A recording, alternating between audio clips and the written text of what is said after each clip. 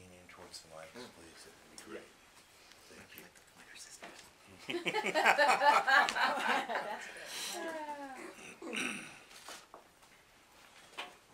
Remember when We're the radio Supremes. meant You're audio only? Diana, we're the other two.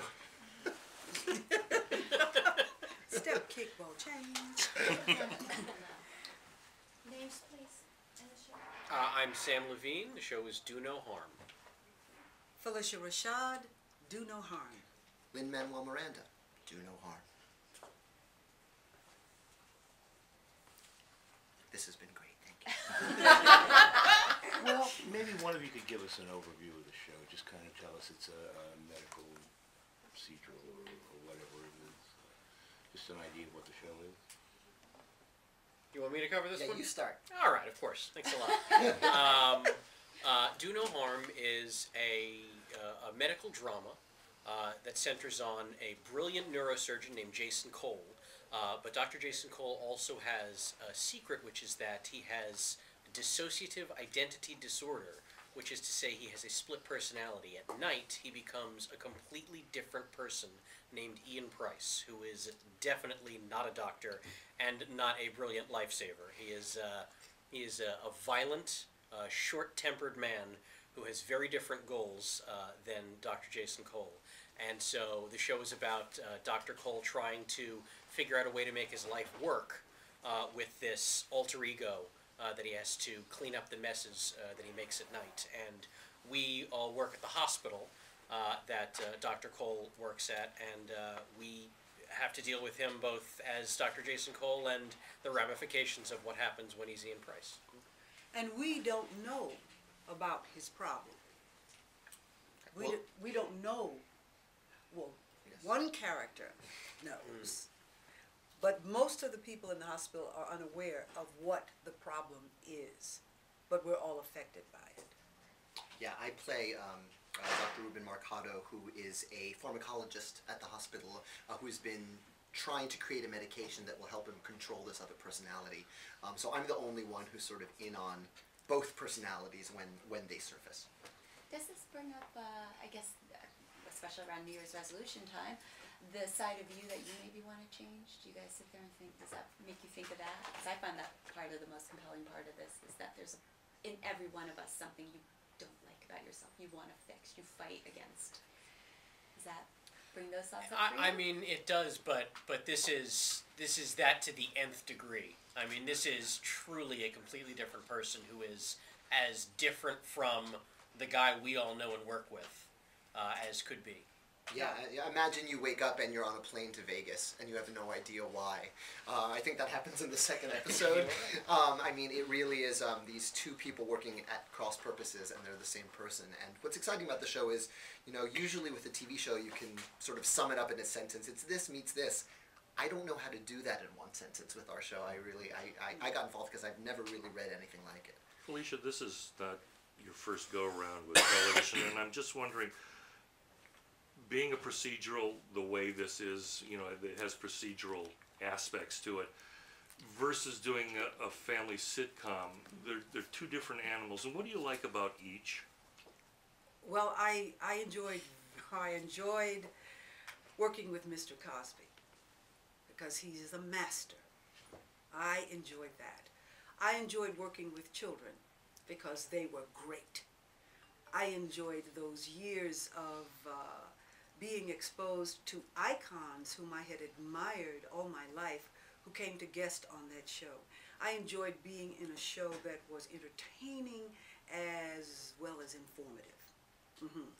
I enjoyed that. And this, I enjoy this cast. I can't even talk about it. It's just great. When I read this script, as Lynn has said, when I read this script, I said to myself, I could do that because it is so intelligent, it is so well written. It's such a different genre than anything I've ever done, whether it was The Cosby Show or any of the shows that I've guest appeared on, Murder, She Wrote, Touched by an Angel, any of that. This is totally different, but it's so intelligent and so well written. It is very well produced, it is very well directed, and it is very well performed. Sam, What was the first cable meet like for you then? How was it exciting? Was that for you? It was great. It was just great. I mean, I enjoy every minute of it. I especially enjoyed the rehearsals for surgery. Yes. You sound shocked. Well, yeah, because it all of a sudden I understand so many things that I didn't quite get before. My father was a dental surgeon. And as a young person, I worked in his office a lot. But this surgery is different. This is neurosurgery, and it's even more delicate, you know? And so there is a surgeon in the room guiding us with procedure. I like learning something new. And that's what it is that I'm learning here. Sam, the first time some of us talked to you, you were a child stand-up doing William Shatner impersonations. I have no idea what you're talking about. Can we assume you're the comic relief in this show? I don't know if I would consider myself the comic relief. I think a lot of the stuff that Lynn does is also pretty funny. But I'm not really playing it for laughs. Some of the situations are a little, funny in the sense of weird funny, especially with the characters not knowing. I'm Dr. Cole's assistant, and I have no idea. So there is some level of humor to that, but I think I'm playing it pretty straight because it's written that way, and I think the humor kind of finds itself. We don't really have to force it. Sam, 14 years ago was the first time I remember talking to you from Freaks and Geeks, and if you look at the cast members of that group, Yeah. I mean, what a roadmap for success that was. What do you think Judd saw in you, and what did you see in Judd? Well, I saw in Judd an audition and potential employer. I think what he saw in me was I hadn't really acted on anything before that, especially not on that level. And I think he saw that there was honesty and a genuine kid in me that he was looking for in that character. And I know that on that show the writers were very attentive to how the cast acted off camera, and then wrote to those strengths that we actually were in real life. And what do you make of just the enormous success of your fellow castmates from that show? I think it is the most tremendous television casting I've ever seen, and they awarded Allison Jones an Emmy for it. So kudos to her. Wow. When he was mentioning this isn't really your first, some of you, I don't know if this is your first time doing the TCA. Go on. Oh, well, welcome. What have you learned over the years about trying to communicate? What's the best way to express, get your message out there? What are the lessons learned? It changes. Right now, I think one of the most effective ways to get your message out there is the internet. Twitter is tremendous. It's a magnificent tool for actors and much more than actors. Just anyone with a message can reach literally millions of people in a day.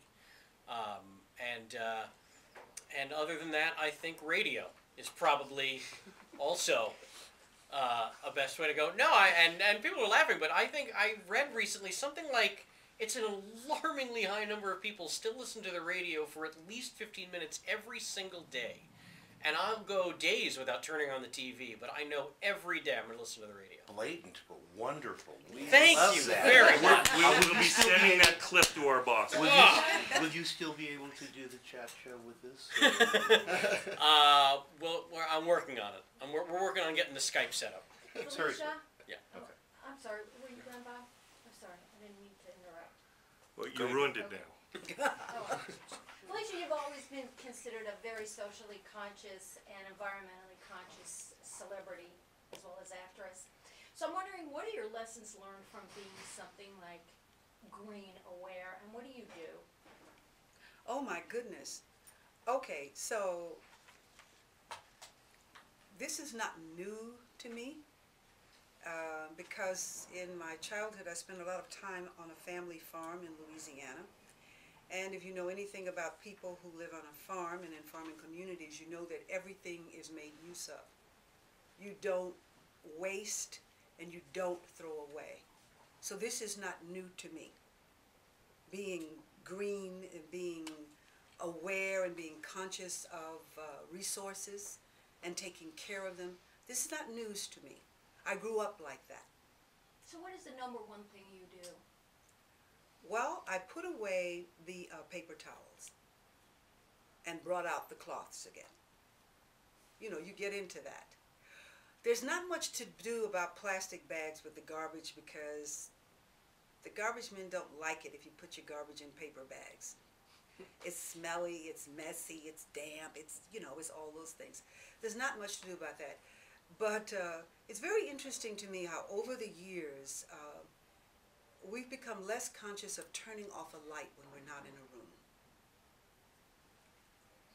That was like a command when I was little. Turn off the light. And we've become, you know, we've just kind of lost that. So I'm very conscious of things like that. Turning off the light, even unplugging certain things when I'm not going to be home because they're using electricity just to have a light on or just to tell you what the time is, and I'm not there to read that, so it doesn't need to be on. Things like that. Thank you. Okay, well, thank you. I'm afraid Great, we're out of thanks, guys. time.